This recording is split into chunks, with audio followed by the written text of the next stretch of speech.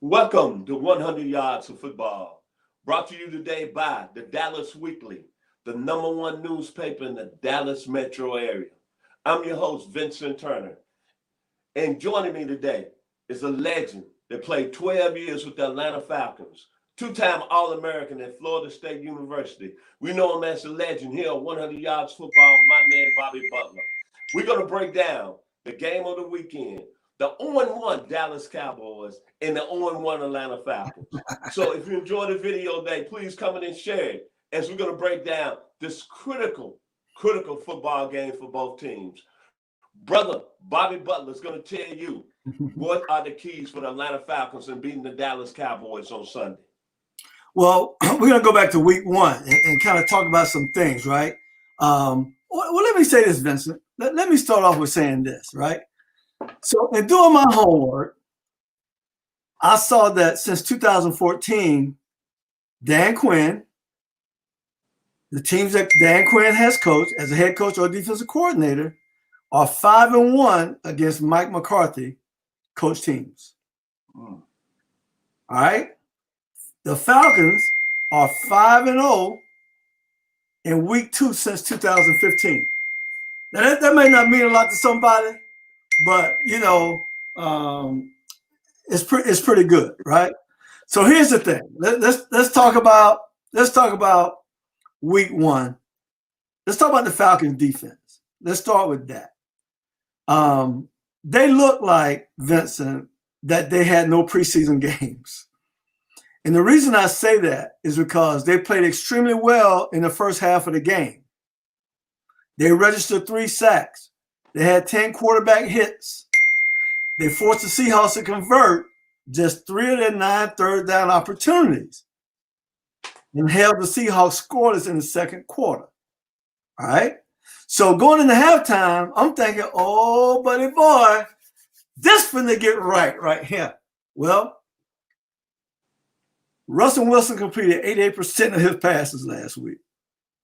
322 yards, 4 TDs. And one thing I came away with, our defense in Atlanta has got to find a way to turn the ball over. So this week, going into Dallas, it's going to be a tough place to go play because they lost last week as well. They're having their first home opener. And, Dallas is a Super Bowl contender. They're going to want to win this game in a big way. All right?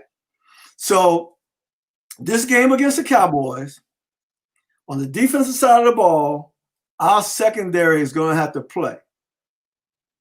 Now, we're going to need help from our guys up front. Like I said, we had 3 sacks last week. Tat McKinley played extremely well. Mr. Grady played extremely well. Jones played well, right? But this team that we're playing this week can be very explosive.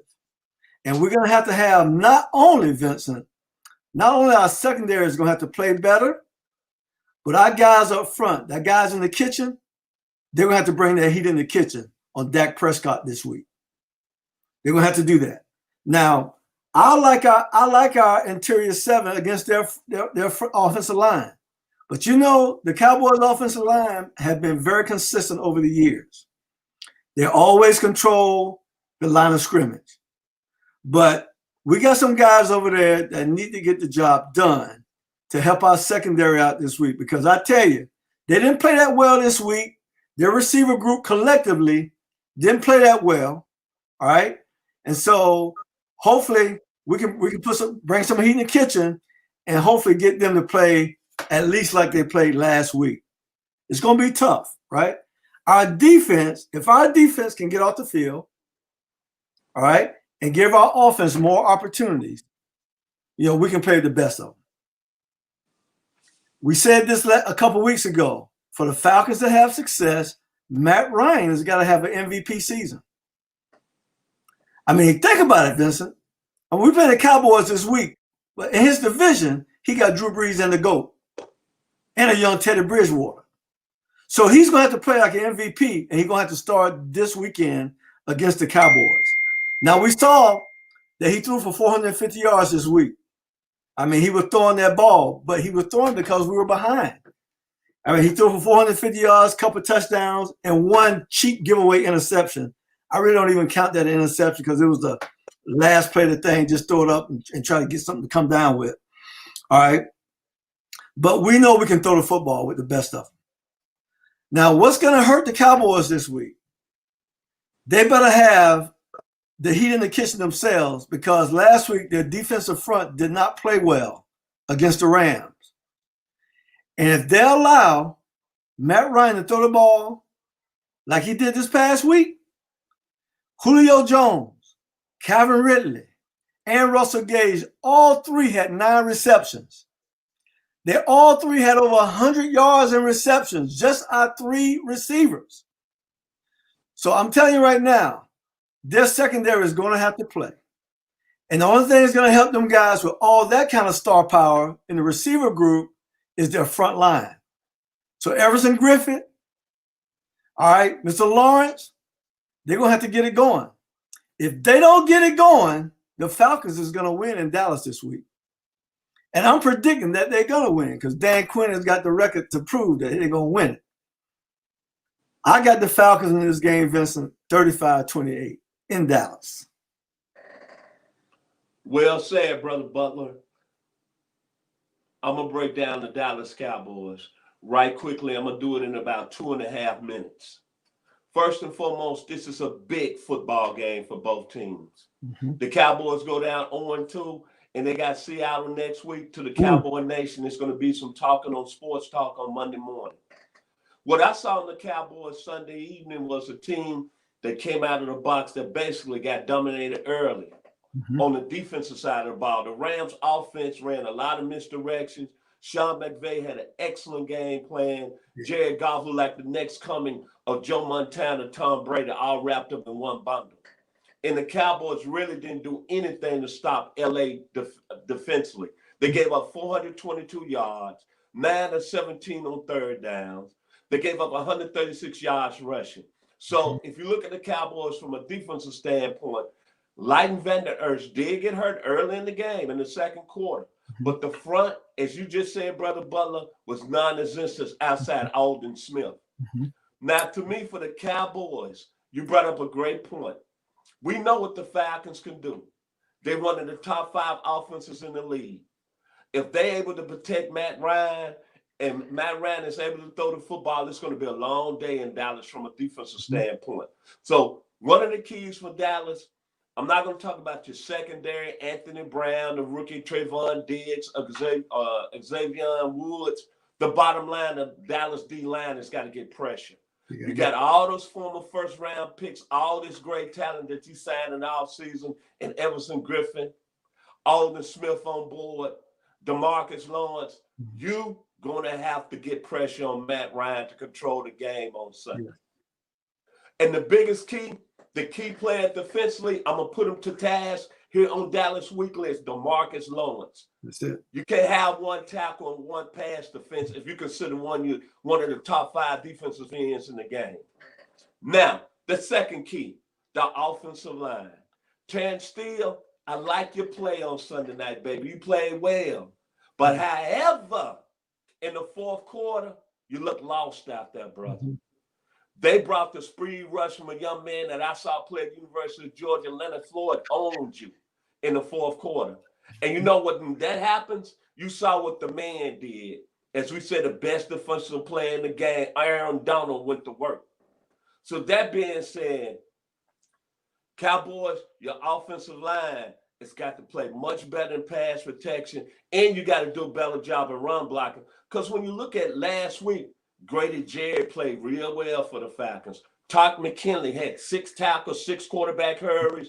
He brought the wood off the edge. Dante Fowler is a player that can bring a lot of pressure. You got to protect Dak Prescott, and you're going to have to run the football with Ezekiel Elliott.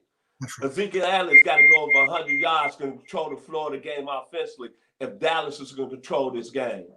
And the final key, as we ended the day, and when I say this, I love the young man out of Mississippi State University, Dak Prescott. What he did when he came in the league in 2016 and restored the quarterback position for us with Tony Romo being hurt all those years, it was a blessing. That we all know he's on a franchise tag. He's came under a lot of scrutiny. I love the young man because I'm a Cowboys fan. But Dak Prescott, to me, has got to have a consistent game throughout. First half, you had 188 yards passing. But in that second half, you went 10 to 21, 79 yards, 57.9 QB rating. You was 1-7 on third downs. Now, granted, you had some problems. You had some drops.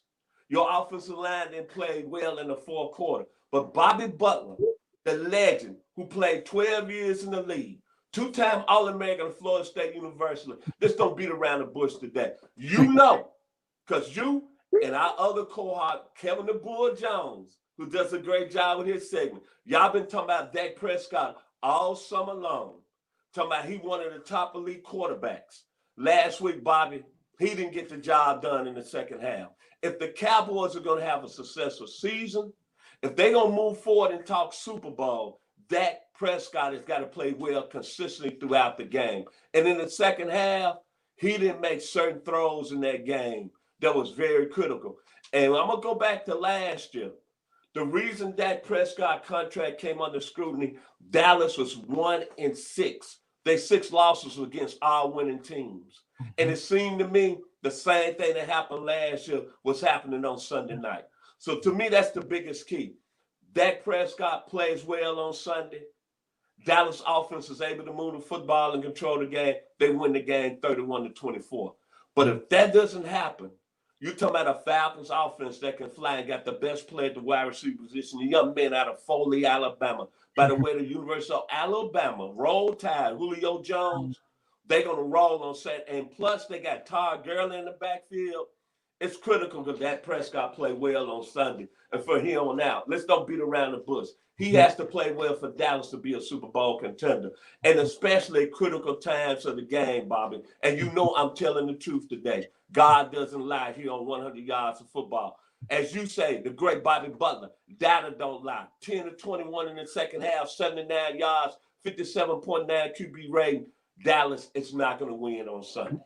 So final words, Brother Butler, as you break down the Cowboys and the Falcons. Your final words for the Falcon Nation. Well, you did an excellent job breaking it down with the Dallas Cowboys. And the same thing with the Atlanta Falcons. We know we got playmakers. We know we got a quarterback. We got the skill positions. Our defense got to be sturdy. We got to play well up front. And I really believe we will win this game. I really do believe, Falcon Nation, we will win this game in Dallas this weekend, 35-28, Atlanta Falcons. My final words, first and foremost, thank you for watching 100 Yards Football. Thank you to the great publication of Dallas Weekly for allowing us to be on here every week. And I'm going to say this to the Cowboys Nation. It's the season opener. So it's the great poet from Washington, D.C., by way of Motown, the great Marvin Gaye says on Sunday, the Cowboy Nation, let's get it on.